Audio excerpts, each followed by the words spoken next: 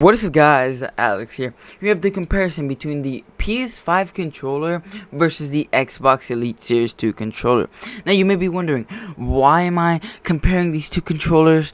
Well, because the Xbox Elite Series 2 controller is sort of like the latest, or at least I like to think it, sort of like the best controller that Microsoft sells, or that is compatible with PC and stuff like that, and the Xbox. But other than that, there's gonna be a pretty quick comparison. Me comparing the battery, the triggers, the haptic feedback, the sensors and stuff like that.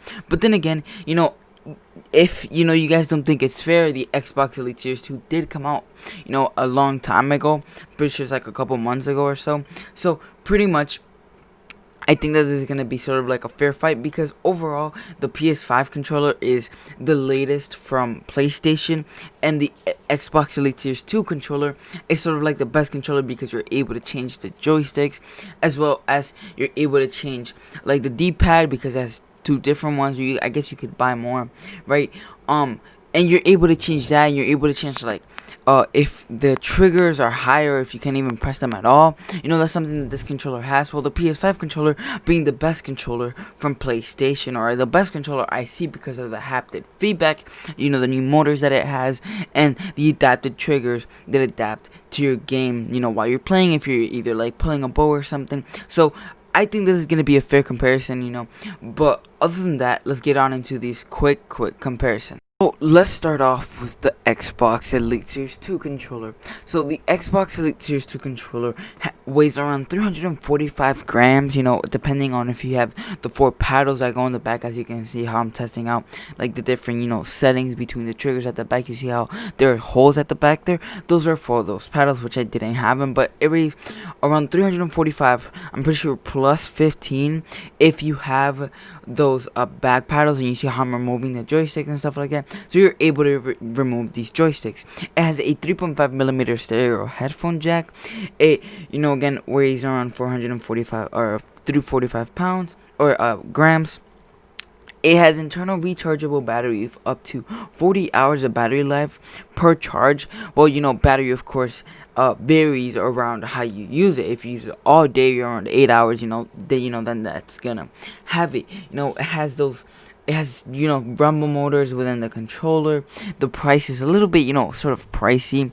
And yeah, honestly, this controller is actually not all that bad. It works with Windows 7, Xbox, and of course the regular. You can use the included thumbstick adjustment tool to manually change the thumbstick tension, with 3 tension settings to choose from. So you're able to change like the freaking tension between the thumbsticks, which is pretty advanced. This is why I wanted to do this comparison with this controller versus the PlayStation 5 controller, because this one also has pretty good sensors and stuff like that, and it's able to do this. But as you guys, how I'm showing you these images right here, you can kind of tell that the PlayStation 5 controller is sort of bigger than the Xbox Elite Series 2 controller.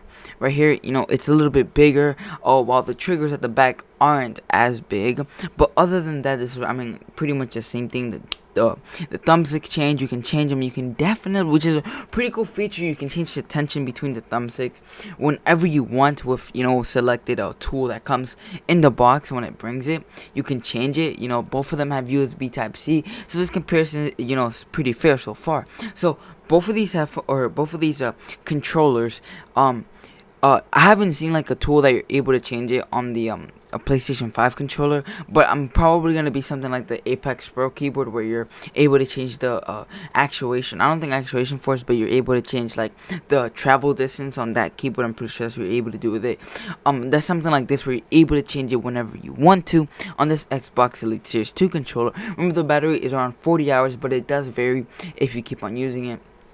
The PlayStation 5 controller is also really good, but it would be cool if you were able to change, the sensors and stuff like that, and the triggers. Now, the PlayStation 5 controller weighs around 280 grams. It has a built-in microphone, built-in mono speaker, has a built-in stereo headphone jack, the triggers effect, and they have haptic feedback with vibration and stuff like that, and, the light bar. And the triggers are adaptive, so they adapt to your game. I don't see that the Xbox Elite Series 2 controller has this. It only has that little like sensor at the top that's able to, how do you say this? That you're able to change if the controller goes down all the way, or if it stays case at the top. But as I'm showing you guys right now, these images, you see how the controller, the PlayStation 5 controller, is a little bit more curved than the Xbox Elite Series 2 controller, but the PlayStation 5 controller does have haptic feedback motors.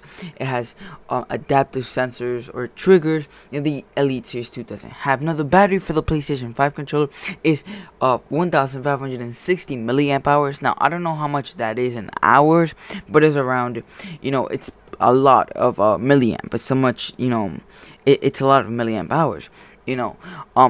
This controller is really good. It does come with a new mute button, which wasn't a thing before, but since it does have a built-in headphone, now I see why they don't have to pack in headphones in the box every time, because it comes with a microphone in the controller. So I'm pretty sure that's what that mute button is for. As you can see, I have all three controllers here: the PlayStation 4 controller, the Xbox Elite Series 2, the PlayStation 5 controller. So overall, these controllers are really good. These two controllers are really good in my opinion. I personally do like the PlayStation 5 controller better, just because it's new and it has that adaptive features to it and stuff like that. So I personally like the PlayStation 5 controller a little bit better. I feel like it's way more comfortable in my hands than the Xbox Elite Series 2 controller.